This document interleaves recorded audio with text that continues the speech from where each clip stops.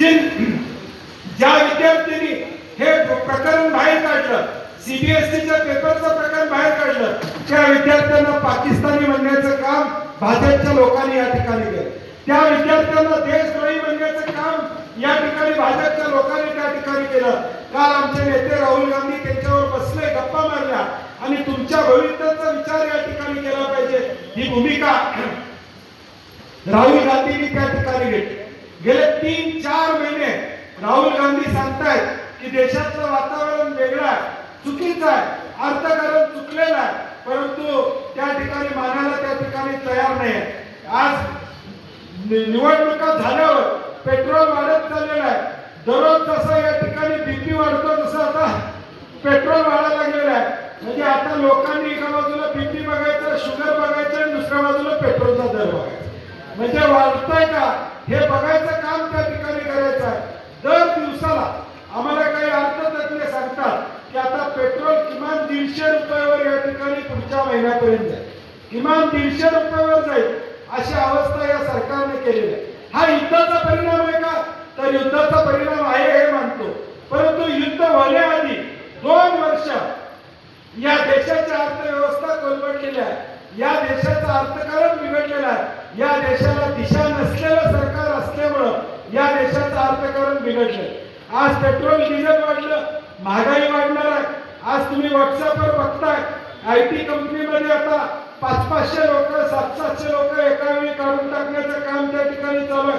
काल इंदोरीमध्ये 500 का 700 शिवराज 700 मुलांना 700 बच्चों को निकाला गया इंदौरी में, जो IT क्षेत्र में काम करते.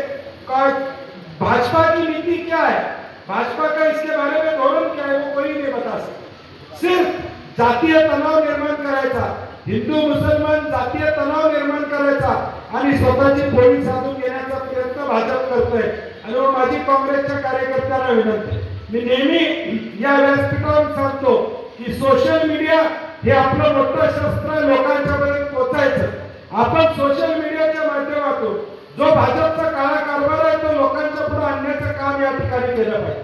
आज जे भाजप या देशामध्ये सांगतंय की पेट्रोल या ठिकाणी कमी वापरा, सोनं या ठिकाणी खरेदी करू नका, तुम्ही परदेश दौरे करा आणि आम्ही मात्र या ठिकाणी कामावर जायचं सुद्धा चालत जायचा का प्रश्न.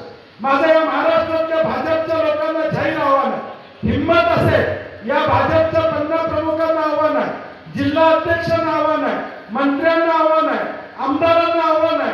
मोदींचा संदेश तुम्हाला पाळायचा असेल तर पुढच्या 8 दिवस भाजपच्या प्रत्येक आमदारानं, भाजपच्या प्रत्येक कार्यकर्त्यानं पेट्रोल पंपावर उभं राहावं आणि लोकांना सांगावं पेट्रोल कमी भरावं.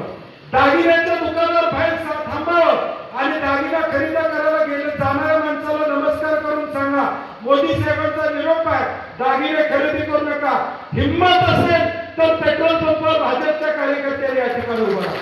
तुम्हाला मोदींचा संदेश या देशासाठी घेऊन जायचा आहे ना, तर तुम्ही पहिले रस्त्यावर उतरा आणि लोकांना सांगा, फक्त भाषणात या ठिकाणी बोलू नका. माझं जाहीर आव्हान आहे भाजपच्या कार्यकर्त्यांना की उद्यापासून आठवडा सप्ताह तुम्ही नेमता, मन की बातच्या तुम्ही शो या ठिकाणी दर महिन्याला या ठिकाणी लावता, टीव्ही लावता आणि मन की बात तुम्ही दाखवता. आता मन की बात मध्ये जे मोदी साहेबांनी सांगितलेलं आहे ते लोकांना सांगण्यासाठी पेट्रोल पंपाच्या दारात उभा आहे का तुमच्यात हिंमत? तुमच्यात हिंमत असेल तर जावा आणि लोकांना पटवून द्या की पेट्रोल भरू नका, चालत जावा, नोकरीवर या ठिकाणी जाऊ नका, घरातून काम करा, हे सांगायचं काम करा, प्रचार करायचं काम या ठिकाणी करा. मग लोक तुम्हाला सडेतोड या ठिकाणी उत्तर देतील. आणि म्हणून ही जी काही नीती भाजपची चाललेली आहे, धुई मागवायचा प्रयत्न समाजामध्ये चाललेला आहे, तो हाणून पाडण्याचा प्रयत्न उद्याच्या भविष्यकाळात तुम्हाला आम्हाला सर्वांना या ठिकाणी करावा लागेल. कोल्हापूरमध्ये तर आपण नेहमीच